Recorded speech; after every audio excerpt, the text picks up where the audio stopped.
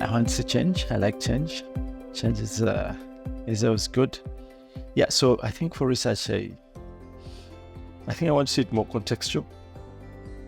And by that, I mean, research looks very different here than different places. And that's very important, that research is sort of grassroots, that people understand the problems that they're solving, and that research speaks to the problems that people are interested in.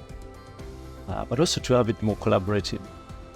And we see there's a lot of things that are now, I started research way back when things like platforms and tools were not, were very hard to get. Things were sort of restricted to certain geographical domains. Now things are, tapering off. And so I think having more collaborative research, more interdisciplinary, I think this is the ethos of Sci Foo. Have multiple people look at the problem differently and build a good research agenda. I think this is how I would want research to evolve going forward.